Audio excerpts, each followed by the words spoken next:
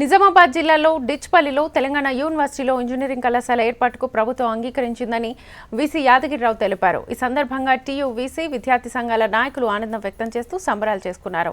దాదాపు 2 దశాబ్దాల తర్వాత తెలంగాణ విశ్వవిద్యాలయానికి ఇంజనీరింగ్ కళాశాల కళ నెరవేరిందని విద్యార్థి సంఘాల నాయకులు తెలిపారు. తెలంగాణ విశ్వవిద్యాలయానికి ఇంజనీరింగ్ కళాశాల మంజూరు కావడం సంతోషంగా ఉందంటూ సీఎం రేవంత్ రెడ్డికి వీసీ ప్రత్యేక ధన్యవాదాలు తెలిపారు. తెలంగాణ విశ్వవిద్యాలయంలో ఇంజనీరింగ్ కళాశాల స్థాపనకు సంబంధించినటువంటి జీవో ఈరోజు ఉదయం 10 గంటలకు తెలంగాణ రాష్ట్ర ప్రభుత్వం మంజూరు చేసినట్టుగా మాకు సమాచారం లిఖితపూర్వకంగా అందింది.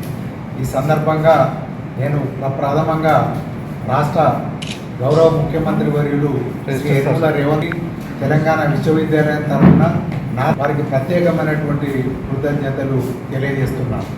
అంతేకాకుండా తెలంగాణ రాష్ట్రంలో ముఖ్యంగా నిజామాబాద్ జిల్లా స్థానిక ప్రజాప్రతినిధులు గౌరవనీయులు మహేష్ కుమార్ గౌడ్ పిసిసి అధ్యక్షులు, స్థానిక ఎమ్మెల్యే గారు భూపతి రెడ్డి గారు, సుదర్శన్ రెడ్డి గారు, మండా వెంకటేశ్వరరావు గారు, అనేక మంది ఇంకా రాజకీయ నాయకులు, ఇక్కడ ఉన్నటువంటి విద్యార్థి సంఘాల నాయకులు, నిజామాబాద్ పుర ప్రముఖులు అనేక మంది ఈ విశ్వవిద్యాలయ మంజూరుకు ఎవరి వంతు కృషి వారు చేశారు.